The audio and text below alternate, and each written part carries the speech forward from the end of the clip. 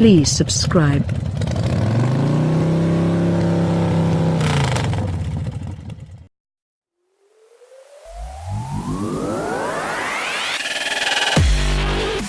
"2018 is a big year for Jaguar on two fronts.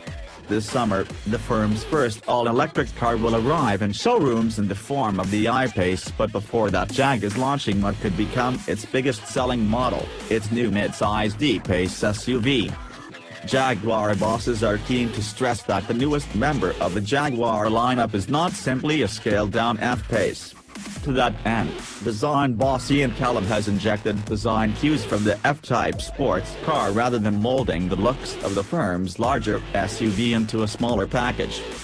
It's a car we've already driven and one that has impressed in D180 form, using Jaguar Land Rover's trusty 2.0-litre Ingenium diesel unit.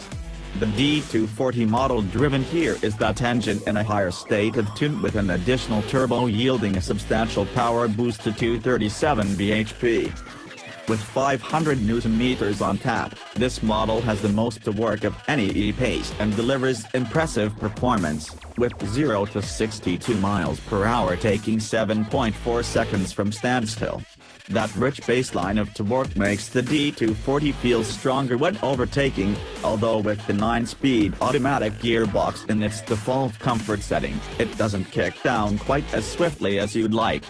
Nevertheless, it's a smooth gearbox and 9 speeds doesn't feel like overkill.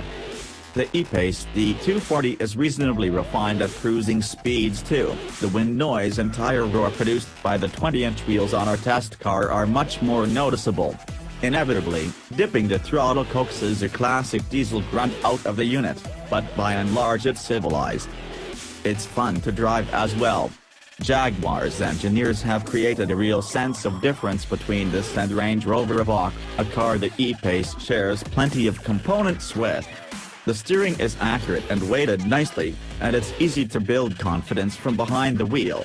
Torque vectoring is providing at the rear axle through Jaguar's active driveline system, and you can sense it in action in sharp bends, sending torque quickly to the outside rear wheel to tighten the line. It isn't faultless though, and will still understeer readily if pushed too hard. Though it would be easy to see the E-Pace as a more dynamic, less practical sibling for the Evoque, it still boasts adequate space for 4 adults, 5 at a push, in a cabin crammed with cubby holes. The storage bin sat between the driver and front passenger is huge for instance, while the 577-litre boot is generous too, larger than that in its Land Rover badged brother. The interior itself feels upmarket and well finished, though maybe it's a little plain compared to a BMW X2. With the E-Pace S trim level we tested positioned one rung above the entry-level car, the level of standard equipment doesn't quite showcase the car to the fullest. A powered tailgate, adaptive cruise control, autonomous emergency braking and blind spot assist are on the options list, but they come as standard if you make one step further up the ladder to SE trim. The digital instrument display on our car isn't standard fit until you get to HSE trim either. That said, the 10-inch Touch Pro touchscreen infotainment system is found in all models, though it's missing sat-nav on the entry-level car. For a premium of £2,250, sporty aerodynamic styling is available.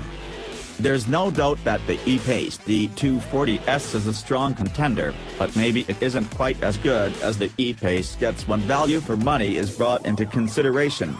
The D180 powertrain, nearly as capable and more economical, is more wallet-friendly both on list price and on PCP.